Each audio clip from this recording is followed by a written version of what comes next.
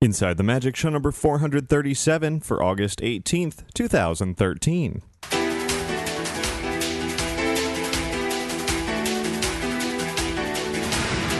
It is Sunday, August 18th, 2013. This is show 437 of Inside the Magic, and as always, I'm your host, Ricky Briganti. We have a fun show for you this week, following up on last week's big D23 Expo, doing a little bit of news catch-up and some more excitement as well.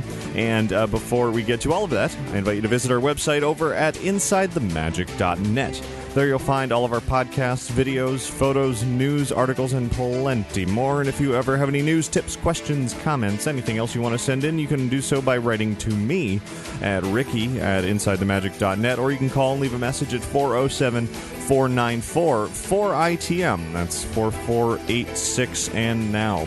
Let's get on with the show.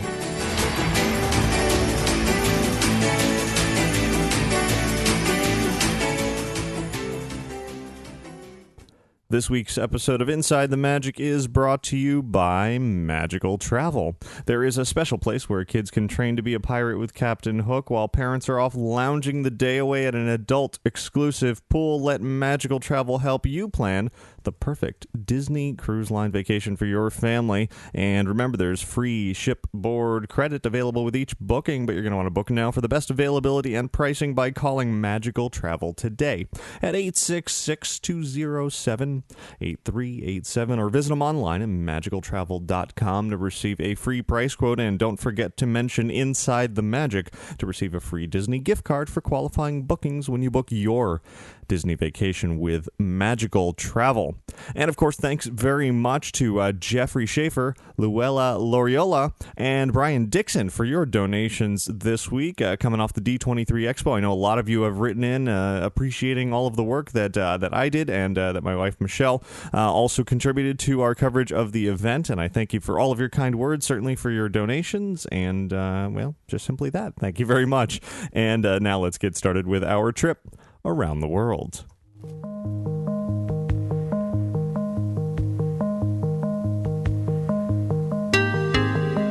So last week, of course, actually just a few days ago, was the big wrap-up sort of report from the 2013 D23 Expo. About 2.5 hours worth of covering the whole 3 days of excitement out there at the Expo. Hopefully you enjoyed that big wrap-up, as well as everything I've posted over on the InsideTheMagic.net and on our YouTube channel, and all the photos as well.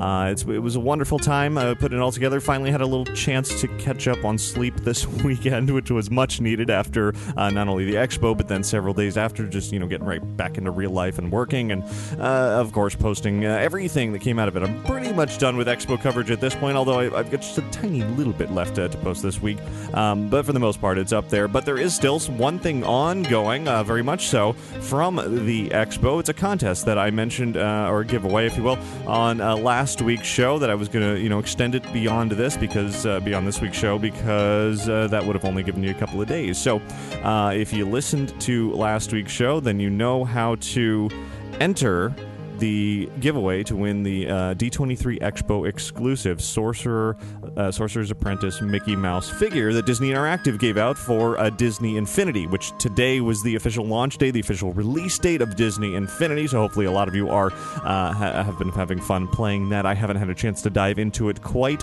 yet. I'm going to within the next few days, and definitely a review will be coming up of the game. And also, I'm going to get together a lot of Inside the Magic listeners and viewers to sort of gather our usernames online, and so we can play in Toy Blocks mode and have some fun doing that. So look for something about that. Probably post on Twitter and Facebook and that kind of thing to try to get all that together.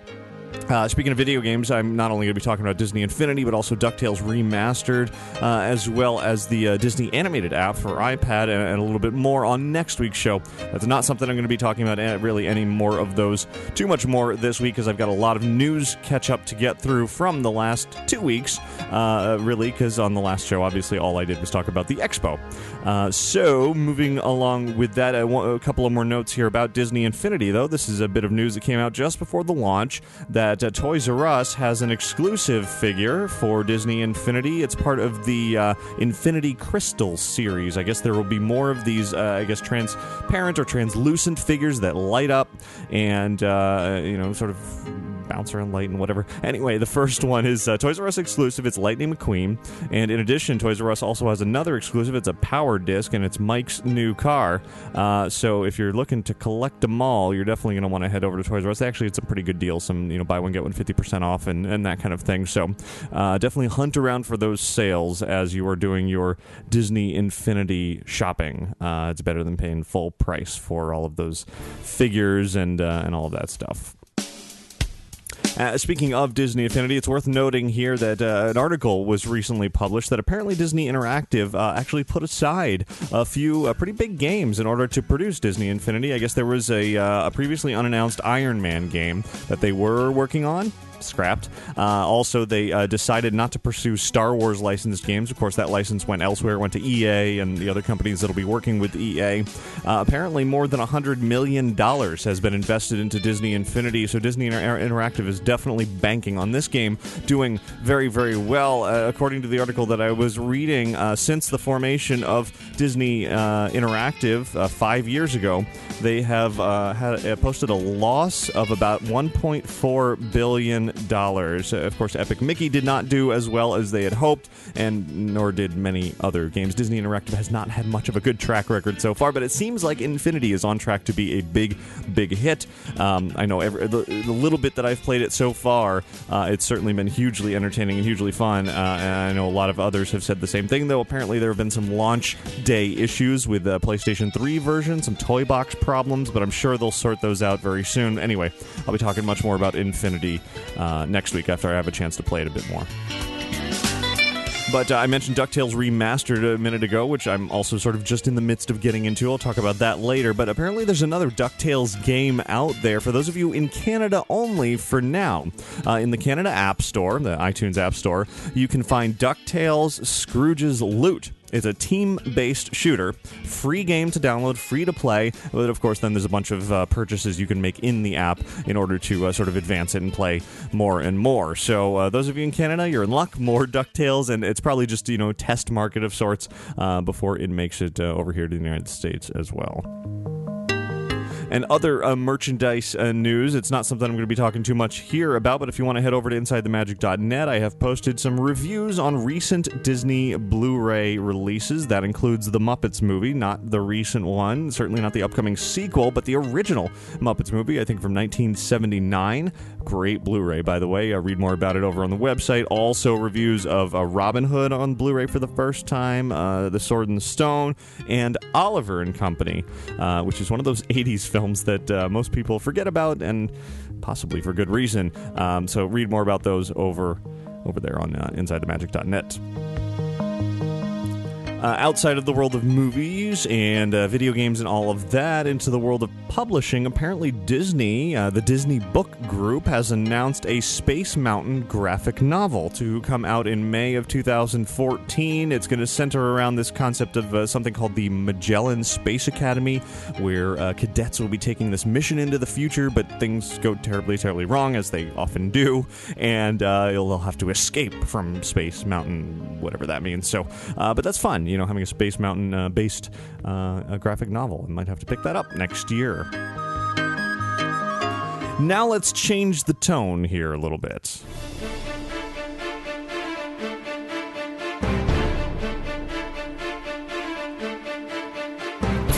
Summer is coming to a close. San Diego Comic-Con's over, the D23 Expo is over, and that means we are looking ahead to September, to October, to the fall. That means it is Halloween season, my favorite time of the year. So now, for a few minutes, I want to run through all of the announcements that have been made over the last couple of weeks in the world of Halloween at theme parks, because there have been quite a lot. I'm also going to be welcoming on a couple of special guests to discuss a little bit further about one particular Halloween experience that is brand new this year. So we're going to start out here at Walt Disney World.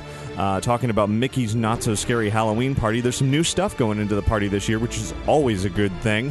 This year, for the very first time at that party, Jack Skellington and Sally from The Nightmare Before Christmas will be doing meet and greets. It'll be in Town Square in the Magic Kingdom, of course. Jack and Sally previously met at Walt Disney World for the very first time back in October of last year at Downtown Disney during a special Frankenweenie weekend. It was a special promotion. Anybody could go out to Downtown Disney if you waited in a nice long line, and the line was very, very long. Hundreds of people showed up. You could get your photo with Jack and Sally. Well, now they are going to be part of the Mickey's Not So Scary Halloween Party, which is wonderful news. I'm sure the line there will be very, very long as well. In addition, the Creepa Crew, if you remember that from last year's Not So Scary Halloween Party, apparently they're going to be back, despite the fact that nobody really liked them. This time, Phineas and Ferb are going to be added to the Creepa Crew on Main Street just before the Boo to You parade, kind of a pre-parade, if you will, to warm up the crowd. Hopefully, Phineas and Ferb will add some better entertainment value out of that. Mike and Sully are also going to be joining Mickey's Not So Scary Halloween Party with a Monsters, Inc. Monstrous Screamoween ball. That's right, I said Screamoween. And that'll be a dance party in Tomorrowland, naturally featuring plenty of screaming. Disney says they are upping the candy allotment to more than 220 tons of candy being handed out this year across 2 treat trails, and they're saying there's going to be a few surprises that they're, of course, not revealing quite yet. The Happy Hallowishes fireworks will be returning as well, and guess what? The first Mickey's Not So Scary Halloween Party is less than a month away. It's September 10th, so we're getting very, very close to Halloween season. Now, if we jump coast out to California, some really exciting things are happening with Haunted Mansion Holiday for Disneyland. Of course, Haunted Mansion will be closing very soon to have that sort of a makeover into The Nightmare Before Christmas, Haunted Mansion Holiday. And this year, being the 13th year of Haunted Mansion Holiday, they're bringing out some big stuff, some changes. They call it one of the biggest refreshes they've ever had. It's going to debut on Friday the 13th, and among the new surprises will be in the stretching portrait gallery. There will be a new animation effect for the stained glass windows shattering, and apparently Jack Skellington's going to make an extra special surprise appearance in there. Also, if you look through the attraction in some specific spots, you're going to see Zero, the ghost dog, flying around in places you haven't seen him before, and there will be 13 holiday surprises littered throughout the attraction of various little elements that they have added that weren't around before. Now, outside Haunted Mansion Holiday, there will be a decorate-it-yourself zombie cookie kit from the Nightmare Before Christmas merchandise card. So, a lot of surprises and fun to look forward to for Haunted Mansion Holiday this year. I was considering going out again for Halloween season this year to California. This pretty much clinched it. It sounds like I must see the new and updated version of Haunted Mansion Holiday. Now we're going to turn our attention over to Universal Orlando as well as Universal Studios Hollywood, where they have announced the majority of their events for Halloween Horror Nights this year. Not everything's been announced quite yet, but a good chunk came out over the last couple of weeks. In fact, this past week, they called it HHN Reveal Week. It was when they were revealing almost everything about the event.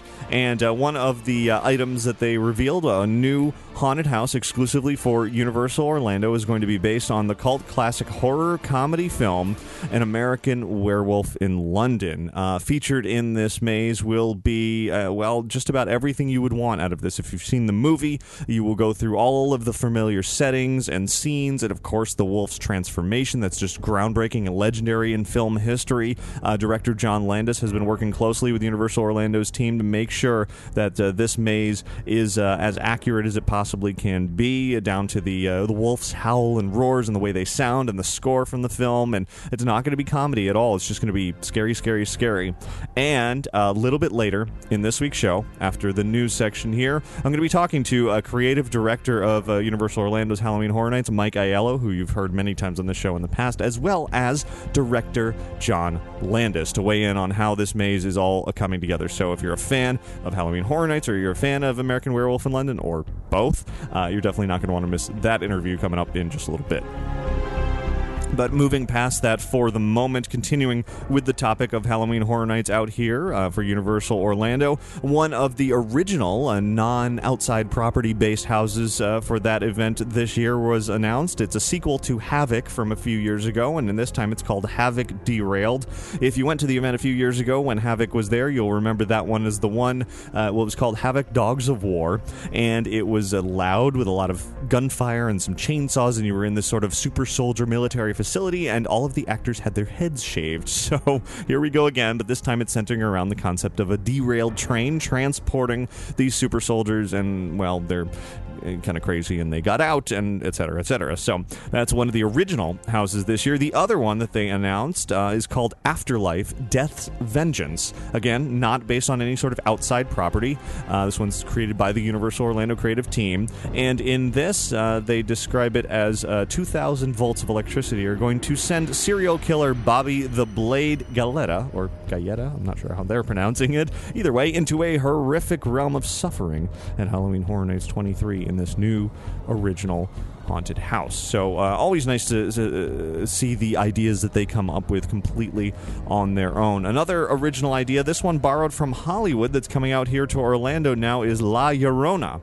This is a Mexican legend that's been featured in the Hollywood version of Horror Nights for the past few years. It's actually not going to be there this year, but now Universal Orlando is bringing their own take on it. They're not just copying the maze from out there. They're going to bring in their own version, and it's going to take you through an old Mexican chapel, through a funeral. You're going to hear ghostly whispers, and then it goes on and gets creepier and creepier, going through this, as I said, Mexican sort of Latin American legend that's been around for many, many years. So another house for out here in Orlando. In addition, going on in Orlando right now, that kicked off just about a week and a half ago, was sort of the beginnings of the Legendary Truth interactive experience. It hasn't really gotten interactive quite yet, but those who signed up over at hhn23experience.com starting to get emails sort of hinting at things that are related to, like, Leonardo da Vinci and Michelangelo and Renaissance era and the Codex, and sort of weaving the mysterious storyline that's going to be sort of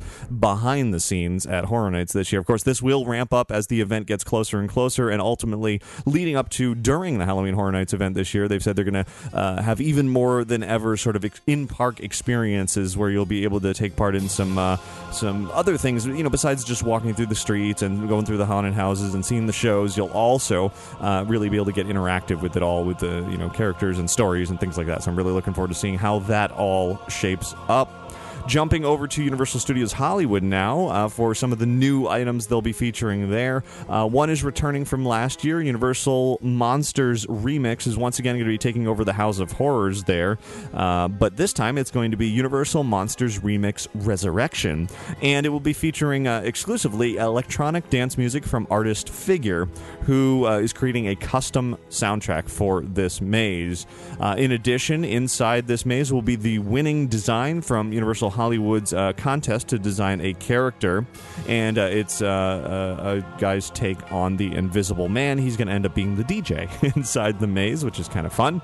And as well, if you're a fan of Sci-Fi's show Face Off, coming up on August 20th, which is just a couple of days from now, it's an episode called Future Frankenstein. The winning design from that episode is going to be featured in that haunted house, which is also pretty neat.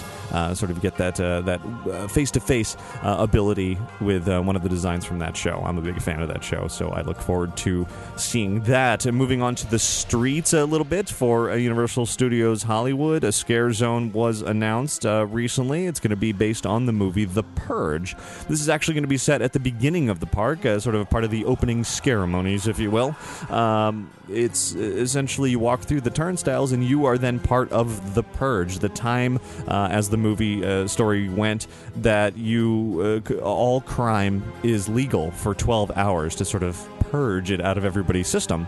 Well, that's going to be going on around you as soon as you enter the park, so you can expect sheer and utter chaos upon entry there. In addition, elsewhere in the park, another scare zone that was announced was Curse of Chucky, based on the upcoming film Curse of Chucky, you know, Child's Play Chucky and all of that. That'll be in the Baker Street area of the park.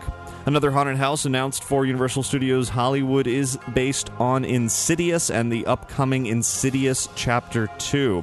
The haunted house is going to be called Insidious Into the Further, and that one will be exclusive to Universal Studios Hollywood. Another great reason for me to go out there, because I recently watched Insidious for the first time. Really, really liked it. Went through the Insidious experience out at Comic-Con, which was more of a party and less of a haunted house. I'm really looking forward to seeing what they do with this. And one more haunted house announced for Universal Studios Hollywood is based on the music of Black Sabbath. They've done Rob Zombie in the past, they've done Alice Cooper in the past, now it's going to be Black Sabbath. It's going to be a 3D maze called Black Sabbath 13 3D. The name derives itself from the band's recently released album 13, though it will include music from the whole, universe of Black Sabbath, from Iron Man and Paranoid and Electric Funeral and, of course, Black Sabbath.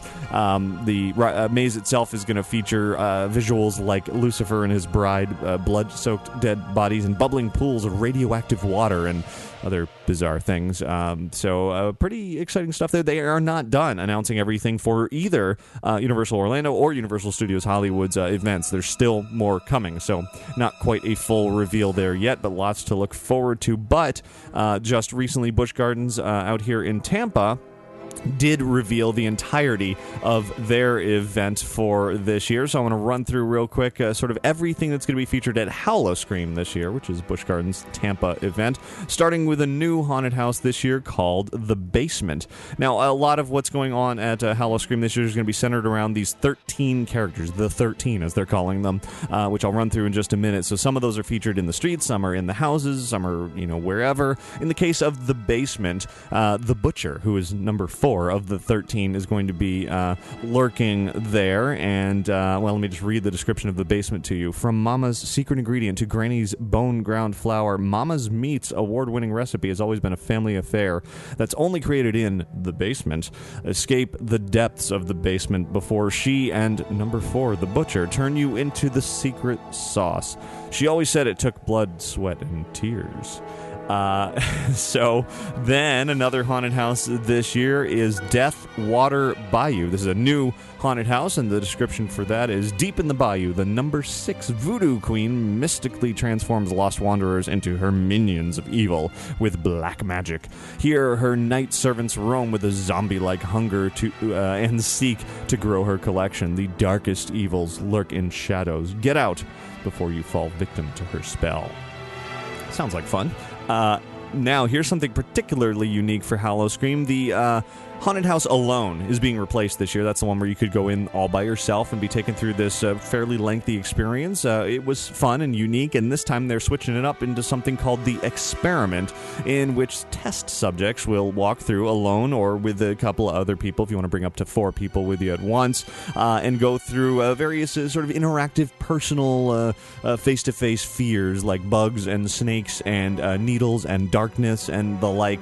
It's an upcharge experience. $50 for the first person, $10 for each additional person that's on top of admission into Hallowscream, but it's definitely a more personal experience than anything else that can be found there. Now, returning this year at Hallowscream is going to be Circus of Superstition 3D, this time featuring the number 13 clown from the 13. Also returning is Blood Asylum, and that'll be, essentially the same as it was last year. Zombie Mortuary is returning also, and that will be featuring the number 9 zombie from the 13. Ultimate Gamble, Reversal of Fortune, that's the subtitle for that maze this time around. And Nevermore will also be returning as well. So lots of returning haunted houses, but also some new experiences. Now, as far as the scare zones go, at Busch Gardens Tampa, there will be the 13. In there will be number 7, the Surgeon, number 4, the Butcher, number 11, Psychopath, the Clown, the Voodoo Queen, and, you'll see those the moment you enter the gates. They'll be lurking around right in the front. Other scare zones at the event will be Harvester's Haunt. That one is described as an unnerving soundtrack of banjos, fiddles, and harmonicas will fill the fields with haunted bluegrass music. Something just doesn't feel right. You realize you're not alone when you discover a horde of sadistic scarecrows. They're looking to harvest a few lost souls. Will you escape their reach or be there forever? And then, in addition to that, there will be another scare zone called Pain Lane. Torture, torment, and pain line this sinister street as the torturer and hangman stalk their prey in the shadows of this dark and disturbing alley. Here, pain-inducing devices are the toys of the twisted, and screams are surrounded by haunting silence. Will you escape this playground of pain before the torturer and hangman find you? Well, I hope so. At least I hope I get out of there. Also, returning this year is going to be the popular show Fiends, of course, with the nurses that have been around for quite some time at Hallowscream. There will be Club 13, another dance party. The Shop of Horrors will be there, some photo ops, some games of skill. So let's talk about the 13 here for a second. I'll just run through their names. Those 13 characters that are going to be really the heart of Hallowscream this year are the Possessed, the Torturer, the Hunter, the Butcher, the Banshee, the Voodoo Queen, I've said some of these already before, the Surgeon, the Demon, the Zombie, almost there, the Cannibal, the Psychopath, the Hangman, and the Clown. So all of those, there's no one icon this year for, and it seems like any of the Halloween events, which is interesting, sort of a change of pace, but it is pretty exciting to see some new and different ideas showing up, so I'm really looking forward to experiencing all of those events. In fact, I summarized everything I just said with a lot less detail, but a few more bits of information from those who are the creators of these events over in my latest Fox News article. You can find it over at foxnews.com/travel. Just look for the article about Florida Halloween experiences this year and how everything's kind of amped up and moving in a different direction. So hopefully you'll enjoy that article. Now, just to mention one other interesting and very, very different Halloween event that's going to be going on in California, located at the 89-year-old Variety Arts Theater, which is over on 940 South Figueroa Street, Los Angeles area, really downtown Los Angeles-ish area. It's going to be, last year there was the Bloom House of Horrors. I went to that. It was an interesting experience, something certainly different, not your traditional haunted house. Well, this year they're taking it even further, starting September 27th. They're going to have The Purge, Fear the Night. So another experience based on The Purge, but this is very different than the Scare Zone at Hollywood is going to be. This is a horror theater, as they're calling it, serving as a backstory to the film The Purge. They're working with the creators of the film, again, based on this concept where crime is legal once a year for 12 hours. It's going to run for 6 weeks, where on select nights, and the actual experience itself is going to last between 90 minutes and 2.5 hours, depending on how quickly you move through it. It's kind of up to you. It's going to be this, as I said, horror theater, which means it's not just people jumping out at you. There's going to be actors actually acting out performances set in this really old theater, which is absolutely gorgeous. It's an amazing place to be, and once it's all done up with lighting and fog and all that stuff, it's pretty awesome. PurgeLive.com is where you can learn more about that event. And finally, moving away from Halloween here for just a moment, for one more thing that was announced recently for Universal Orlando. At the Wizarding World of Harry Potter, Universal and Warner Brothers are teaming up for another Harry Potter celebration. It's going to be taking place January 24th through 26th, so a 3-day event, including interactive experiences, a private evening reception, Q&A sessions with cast members and filmmakers from the Harry Potter films, and a wand masterclass hosted by a feature film choreographer Paul Harris. A similar celebration to what was there in 2011, though with some enhancements this time around. Ticket and vacation package details are available over at Universal Orlando's website. And that'll do it for news from around the world this week.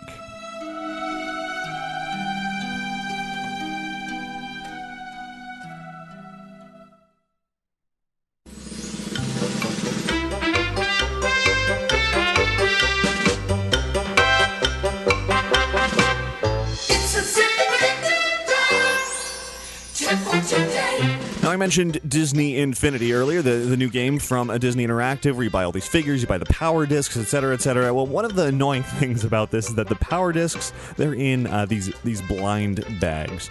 You don't know what's inside them when you get them. There's 20 different discs, and some of them are rare, as they're calling them. They're only in a select number of packages. So it seems there's actually a great way to find out if you're holding a packet. 2 come in each pack, and you want to know, is a rare one. You don't know which rare one, but is a rare one inside this pack. Well, fortunately, and I picked this up on Twitter earlier from Brad over at Stitch Kingdom. Great tip here. Let me turn down the music actually here, because you're going to need to hear something. Hopefully it'll pick it up. If you pick up these blind bags and you want to find out if you have a rare one, the rare figures or power discs rather, have a lenticular front to them.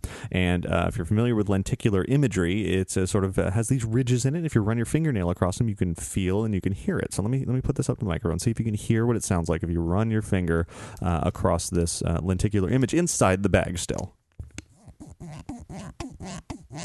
So that's kind of the sound it makes. It makes a little vibration. Now, contrary contrasting with that, if I run my fingernail on a smooth one,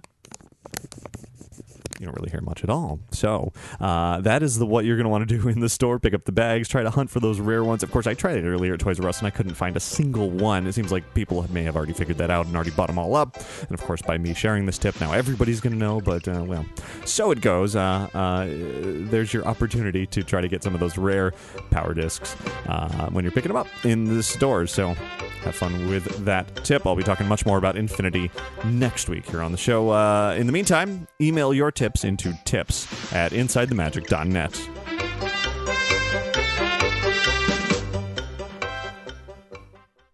And now, before we get to that interview that I was talking about a little bit earlier, I want to mention Capturing Magic. It's the pair of iPhone apps that are the ultimate tool for documenting and recording the magic of your Disney vacation. Whether you are at Walt Disney World or Disneyland, Capturing Magic is offering a helpful list of photo opportunities and memories to capture before, during, and after your trip. It is the perfect way to ensure that you don't miss any of those magical moments while you're in the parks. The app's going to remind you of those desired photo opportunities that you've already selected on a list when you're near those locations. And once that happens, you take your picture, you use the app to mark off what camera you used, who's in the photo, and that organizes all your pictures for easy, organization later, and you know exactly where everything is. The Capturing Magic iPhone apps are available now in the iTunes App Store.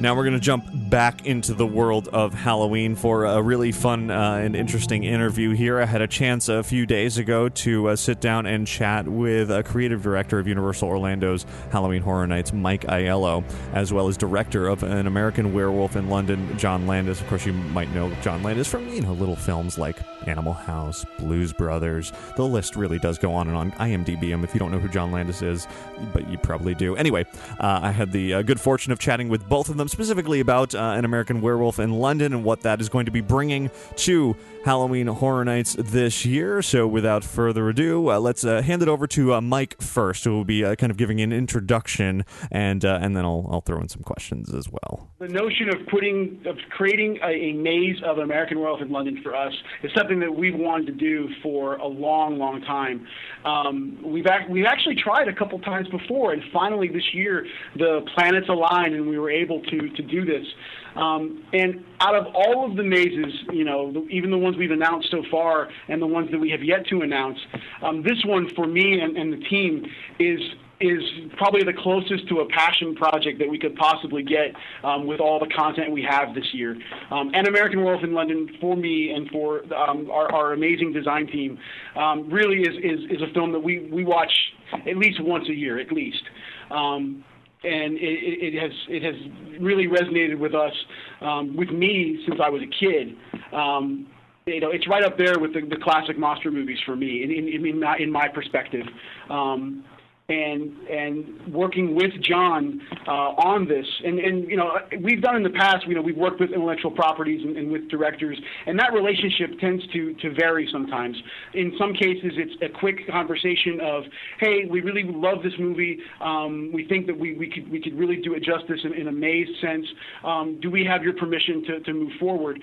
And it's either a yes or no. If it's a yes, we move forward. We present our content, and that's really the end of the conversation.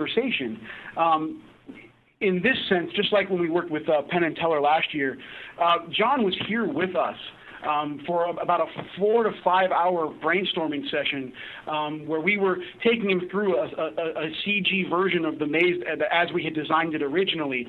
And it was an amazing creative charrette with his involvement and us to rework the maze, to challenge us on some of the items that we were considering and actually openly moving us into other avenues that we hadn't even considered. It was just a great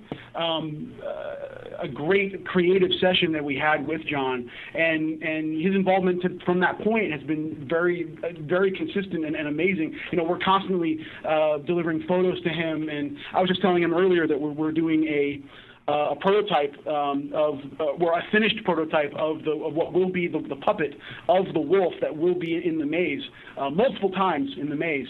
We're filming that tomorrow, so he'll be getting his first glimpse of how this wolf is going to interact with our guests. And again, this is a puppet to a scale that we have not done before in any of our mazes. And that was a big challenge for us going into this. Is this movie, along with all the characters and the looks that are in the film, it's about the wolf. And if you don't nail that, you don't have much of a maze. And we're really excited about where we're going with this. And it really is. It's a passion project. I'm a fanboy. A total fanboy on this brand, on American Werewolf in London, and given the opportunity to bring it to life is amazing. Well, Mike has been doing this I learned, for a long time. When did you start doing the mazes? I started in 2003. 2003, and it's a very peculiar and specific bent, or discipline, I guess, because first of all, it's a theatrical event. I mean, it is an all-immersive kind of theatrical event. And it's very different than a film. Plus, what I hadn't considered until I was sitting down with the guys is they have these practical realities of, getting certain numbers of people through, and just the logistics of this thing is complicated. And what I've come away with is I'm very impressed with how ambitious Mike is. I mean, they're building these, or they've built, I've seen photographs of these very elaborate sets. I mean, really fully realized reproductions of the slaughtered lamb, and there's a bit of the Tottenham Court Tube Station, and there's Piccadilly Circus and the hospital. It's really an attempt to recreate in the flesh, so to speak, in the what do you call the guest? I guess they're not right. They're what are they called? We just call them our guests. Okay, they're walking through. We don't have a name for them specifically. Our characters are called characters. Characters. Well, first of all, there's a tremendous amount of manpower involved, not just in construction, but the actual performance. You've got 60 people in there? It's a total cast of 60 split in half so that we can have constant coverage throughout the night. When he used the word passion project, one of the things that's so attractive to me about this and fun is these guys really are passionate about this stuff. And so you get this level of enthusiasm that's just infectious and wonderful. And, a lot of these performers are going to be in these very elaborate makeups and kind of uncomfortable puppet things where, they're in the floor and in the wall and in the thing. And I'm thinking, my God, this is your job. You're going to say, okay, you're going to spend 8 hours in a makeup chair. You're going to be wearing this incredibly uncomfortable stuff for 10 to 12 hours so that every hour and a half you can spend 30 minutes out of people. They love it. They really do. Obviously, we're talking about Halloween Horror Nights, but I can't ignore the Blues Brothers connection here. Surely you two have had that conversation already? Briefly. John, I told you that I was an Elwood Blues here at Universal for years. No, Mike is like he's like the Marty Sklar of Universal. Oh God! No. or what was his? The guy. He was such a nice guy. Dick Cook, who started or John Lasseter, both of those guys, started as Jungle Boat ride operators. To kind of get a little fanboyish, there have been moments in this process, having had a history with, playing Elwood Blues here at the park, but also all around the country. I've met Dan Aykroyd a couple times. But I had never met John prior to this. I'm good friends with his son Max, but John and I had never met. Max, who by the way is in his second to last week of principal photography of his first film he's directing. Yes, yeah, he's doing awesome. Yeah, anyway. Go ahead. There were many moments in even the creative charrette and even afterwards where you have that kind of out of body experience and go, oh my gosh. This just happened, and for me, having a history with Blues Brothers that I do, playing that role. Oh, Jesus Christ! The thing that's wonderful about Mike is, he is so enthusiastic that they commit themselves 110%. which lucky for Universal. That's very kind, John. Thank you. Mike, Walking Dead, Evil Dead, Cabin in the Woods, very contemporary properties. Why reach back all the way to the early 80s for An American Werewolf in London? Why not? I mean, for me, that there is never a distinction. If horror is horror, and when horror is good, you want to latch onto it. And for me, and for the team, like I said, we've been attempting an American Werewolf in London Maze for several years now. We actually have gone back to treatments that we did as far back as 5-6 years ago, of just, again, passion project of what if, or if only this would ever happen, this is how we would do it. And I think it's very important for Horror Nights, when we are in a very contemporary, realm with the properties you mentioned. It is important to take a step back and look at, well, how did we get here? What were the steps that were taken to get horror to where it was?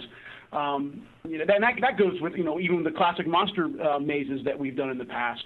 That content is very important to me and this team, to make sure that that's still prevalent. I still think, for instance, Jack Pierce's design for the original, the 1931 Frankenstein, the Boris Karloff Frankenstein, and Boris Karloff's performance, that it doesn't get better than that. Yeah, there really isn't in our realm. There really isn't a distinction between time and place. I think for us, it all lies on the same plane. By us, I mean our design team. It really all falls into the same realm. If it's good and we think people are going to have a great time with it, and we know that we can put our all into it, 110%, we're going to go after it. John, when I spoke to you at the Spooky Empire convention out here a few years ago, you said you were going to visit Horror Nights specifically to see the Wolfman house. What did you think of the event and that house? I'm sorry? What did you think of the event in general and that house? And are you going to be? What? I quite liked it. I unfortunately for me, it was so crowded that I wish that I could have gone through it, by myself. But no, I enjoyed it. One of the things about this one, the one that they're doing for Werewolf, I have to say it's much more elaborate than what they did for the Wolfman. I mean, this is really elaborate what Mike and the guys are doing. I've already seen this. The sets they've built are just extraordinary. I mean, they just duplicate what's in the film. Yeah, when you enter in the soundstage, you're going to see slaughtered lamb. I mean, it's there, big as life. Exterior and interior. Are you going to be coming out to see it at the event? Yeah, I'm going to be there opening night. Yeah, absolutely.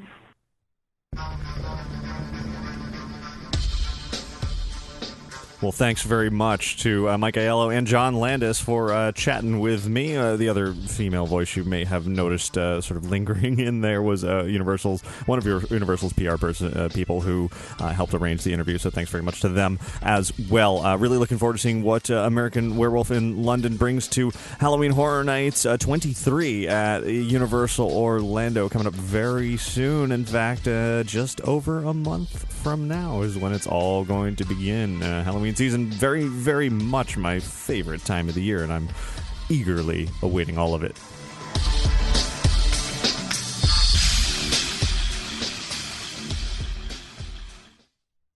Hey, Ricky. Hi, Ricky. Hi, Ricky. Hey, Ricky. Hi, Ricky. Hi, Ricky. Hey, Ricky.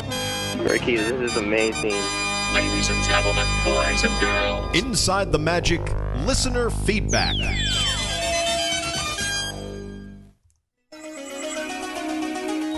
And now I'm going to spend the remainder of this week's show answering a whole lot of emails. I try to get through as many as possible because I have a whole lot listed here that I haven't responded to yet. Jumping right in is an email from Roni, who writes, I've been a listener for about a year now, but I wish I had discovered the podcast sooner.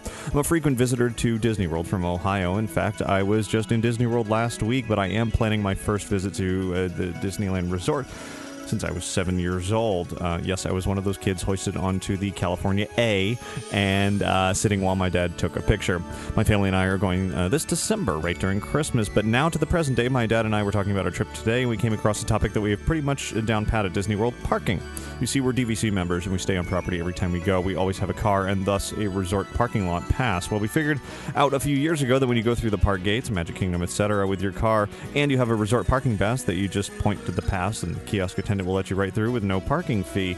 I don't really know if this is a policy that resort guests get free parking at all the parks, but we've always thought it was either really cool perk or something that cast members overlook. So here's my question. Does this policy, if there is one, about resort guests getting free parking, is it the same at Disneyland Resort? Any other advice about the Disneyland Resort you could provide might be useful to someone who hasn't been there in 14 years would be wonderful. By the way, Snapchatting you has been really fun. Well, Roni, I haven't been on Snapchat recently. I've been obviously running all over doing a bazillion things. I'm trying to get back into that now. So anybody who wants to look me up on there, go to InsideTheMagic.net. There's a Snapchat icon on there and send me some pictures or whatever.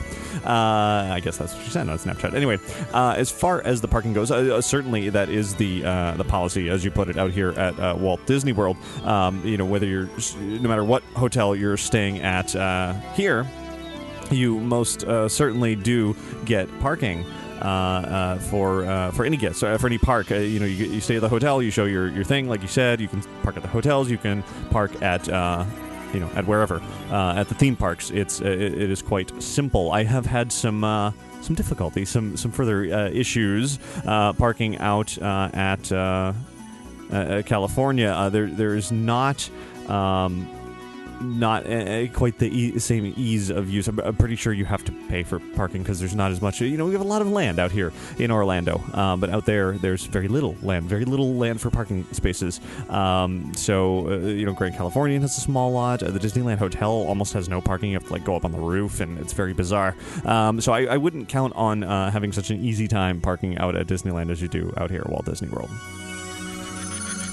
Next email comes in from Chad. There's the name. Chad from Massachusetts, in fact, who writes, "My partner and I just booked our first trip to Walt Disney World as a couple for May of 2014, staying at the Yacht Club for 9 nights. In researching the trip, I discovered your podcast about a month ago, and we are your newest loyal listeners.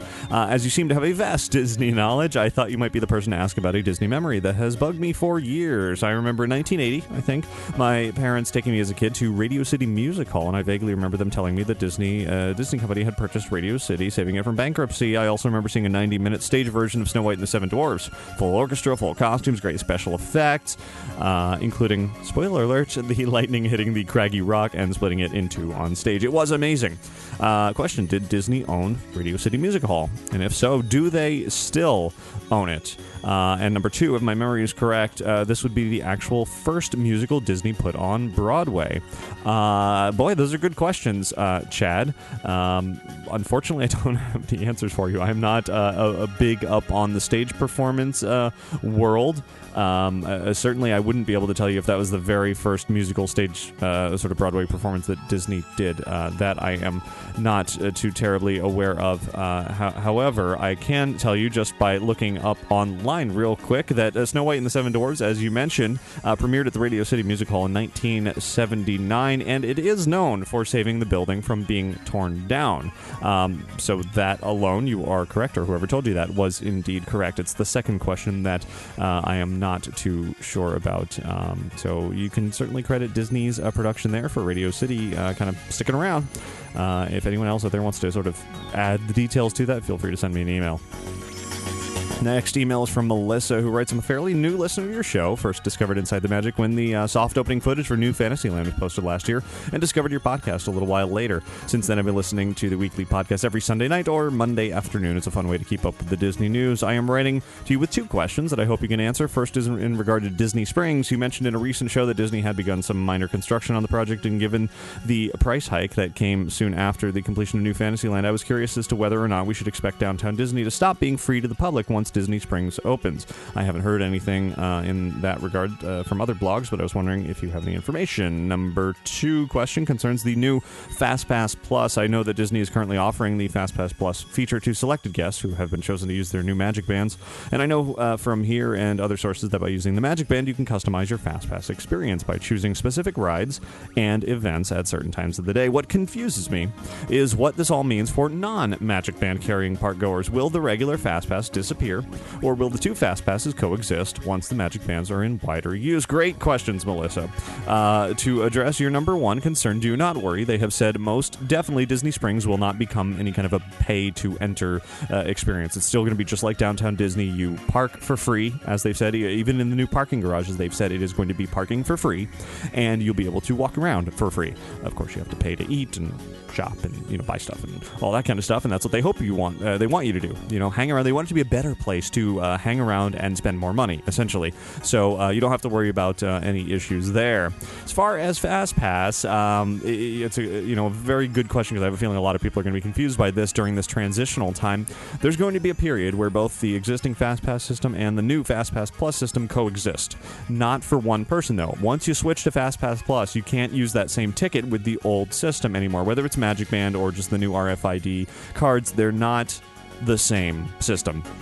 Eventually, Disney is going to be working on removing the old FastPass system. So it's going to be solely FastPass Plus. And you don't have to have a Magic Band. It can be, the RFID-enabled ticket as well. The Magic Band's just kind of a more convenient way to access all of that if you feel like wearing a wristband around your wrist, which I don't particularly myself. But, so eventually a traditional FastPass system is going to go away.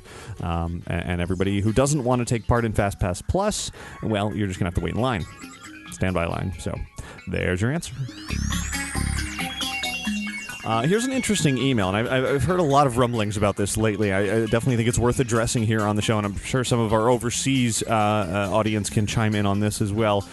Guillaume, I'm sure I'm butchering that name, and I apologize for that tremendously. I'm terrible with foreign names, but regardless, from Disneyland Paris writes, I'm a longtime ITM reader and listener and would like to share with you this story. You may have heard that Disneyland Paris is in very bad state, and it became even worse in the last months. Countless breakdowns, bad condition, closed attractions, restaurants, boutiques, and no stage show and nighttime parade anymore. This situation is very sad, and we want to raise the attention of the Walt Disney Company, which remains endlessly blind on that issue. For that reason, along with a few other Disneyland Paris locals and regular visitors from various European countries, we launched an open letter to the Walt Disney Company asking them to finally step in at Disneyland Paris. More than 3,000 people have already signed it, and I invite you to read it here. He gave me the link at change.org. I'll put it in the show notes. We know it probably won't make it to Bob Iger, and he'll say, hey, they're right, let's fix this and spend $2 billion in Paris, but we're just trying to make our voice heard. Unfortunately, it's not easy to reach overseas audiences with this project. However, we think every person who cares about the Disney quality standard, the Disney parks and Imagineering, or the Disney brand in general should care about this situation and help us solve it for good. If you can help in promoting it, that would be fantastic. Well, I did just that just now. Certainly, you're not the only one to write to me and say Disneyland Paris having these issues. Certainly, they've recently done the new Castle amazing show, the Disney Dreams show, and they're working on the Ratatouille ride out there. So it's not that Disney is completely ignoring Paris, but I haven't been there myself, and I can't comment personally on any of this. But apparently, things are not terribly happy over there. There's a lot of issues with things, as I just read, breaking down, and not the maintenance, the upkeep is not quite where it should be. So, as I said, I'll put that change.org petition in the show notes if anyone wants to click over to it, read a little bit more, and even sign it, and hope that Disneyland Paris gets a little more attention.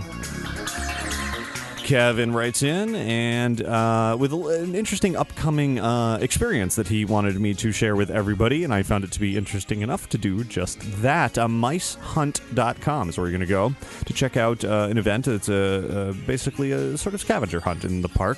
They're having their first official mice hunt on Sunday, August 25th from 1 p.m. to 4 p.m. At Disneyland, and it's open to anybody who wants to. It's free to join, free to participate. You need a smartphone or a tablet in order to participate. It's a team of up to 4 people, and they'll be giving out prizes for the top 3 teams, as well as the first 50 people to join the hunt will receive a I'm on a mice hunt button.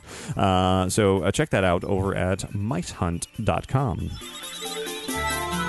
Next is an email from Joshua who writes, just finished listening to show 434, and at the end of the show, a listener made a comment about how FastPass Plus takes away more than it gives to guests.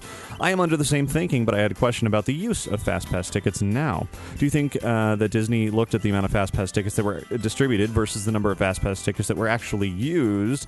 I'm guessing, I guess what I'm getting at is that Disney realized people were just collecting FastPass tickets and not using them, so to help combat this, if it's even an issue, they decided to institute a new FastPass Plus system for that reason.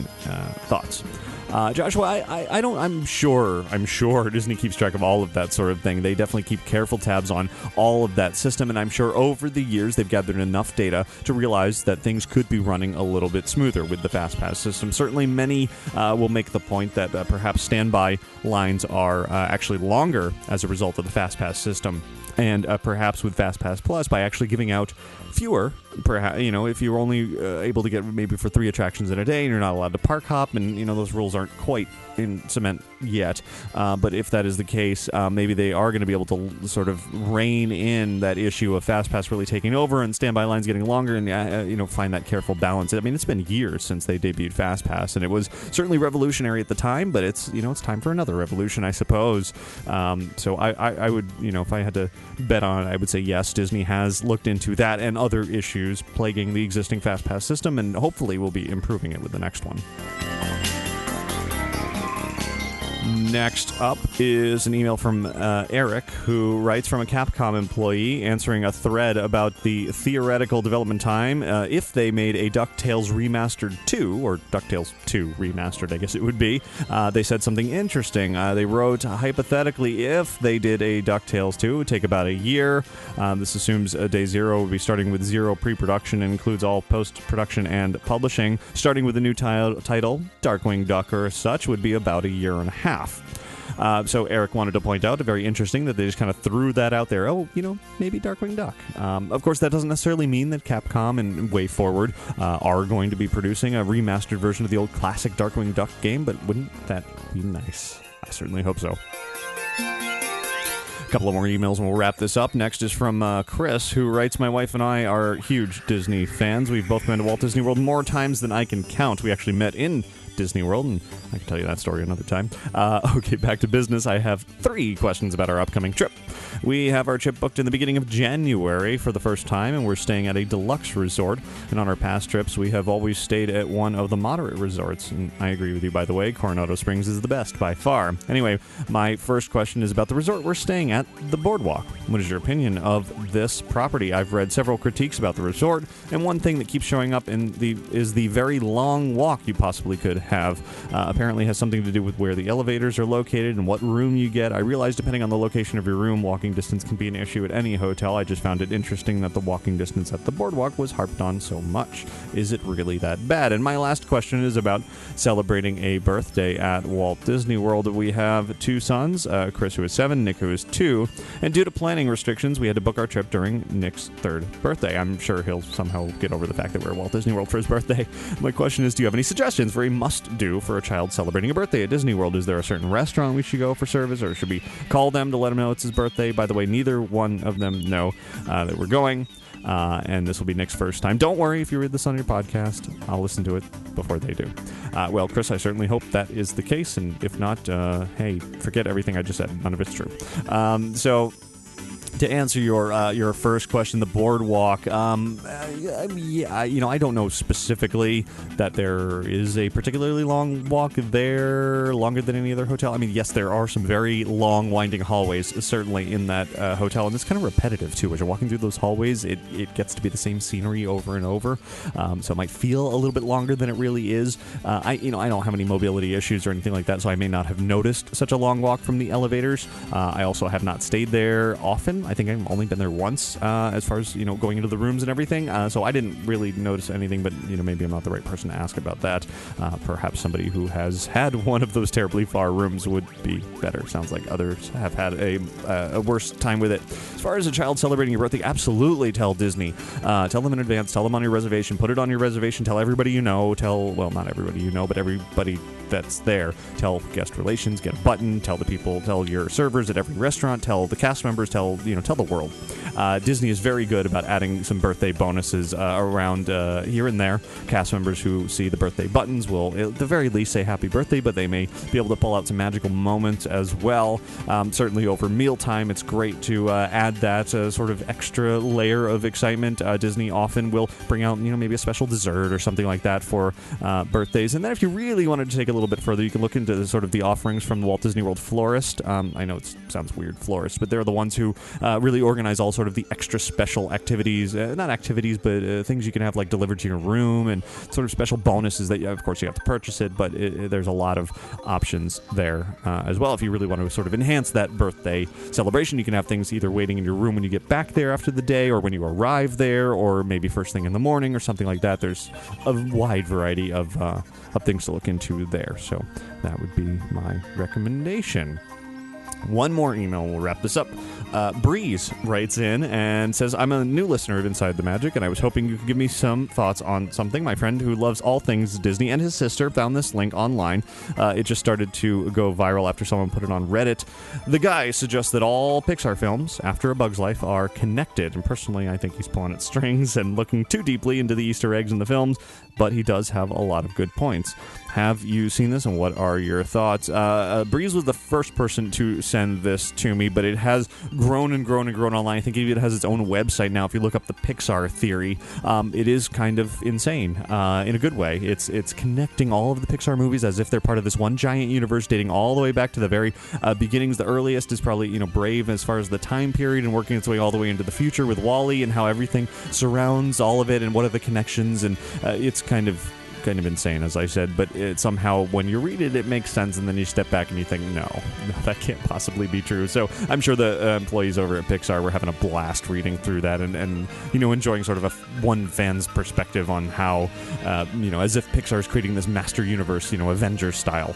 And wouldn't that be fun if you had, like, Avengers assembled, sort of, with all the Pixar characters. Anyway, Breeze, I don't think Pixar necessarily had all those things in mind, but certainly it's fun to read about, and that'll do it for listener feedback this week.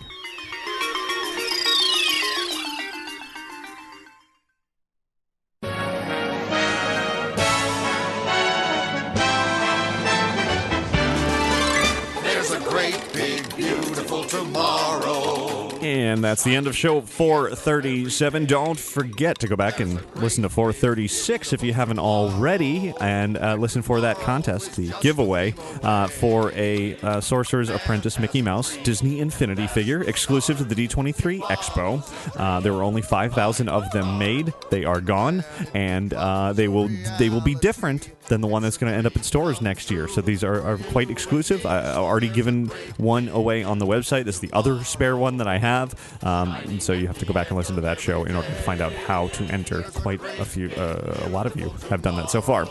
Next week we'll be talking further about video games, Disney Infinity, DuckTales Remastered, even the Disney animated app, which is great, and a little bit more, hopefully. So check back for some video game fun next week, and of course whatever else pops up this week. I'm sure there's always excitement going on in the world of theme parks, maybe some more Halloween fun. I am absolutely, of course, looking forward to everything Halloween coming up starting next month and continuing throughout October. I'll try not to get too far into that now before Halloween rolls around, but a month from now it begins. Actually, a little bit less than a month from now for the first Mickey's Not So Scary Halloween party, so I'm really looking forward to that, as always. So I do want to thank Magical Travel for sponsoring this week's episode of Inside the Magic. You can find out more about their services by visiting magicaltravel.com. And don't forget to pick up those iPhone apps, Capturing Magic. Search in the iTunes store for Capturing Magic, both at Walt Disney World and Disneyland. A great way to organize all of your photo-taking, magical memory-gathering experiences in the parks. And of course, between episodes of this show, do visit our website over at InsideTheMagic.net. I know so many of you were there throughout the D23 Expo and catching up, sort of recap afterwards, and that's still going on as well. If you missed anything from the Expo, a great place to go. There's a big banner at the top of InsideTheMagic.net. You can't miss it. Just click on that. You'll see all the photos and videos and articles and everything. Of course, check our YouTube channel as well, which is, I think we just passed 90,000 subscribers on there, which is awesome. Getting close to 100,000, so So thanks very much for all of that, and follow on Twitter and Facebook and all that good stuff as well. So and certainly thanks to all of you for listening and for watching each and every week. And have a magical week. Bye. Every day there's a great big beautiful tomorrow, just a dream away.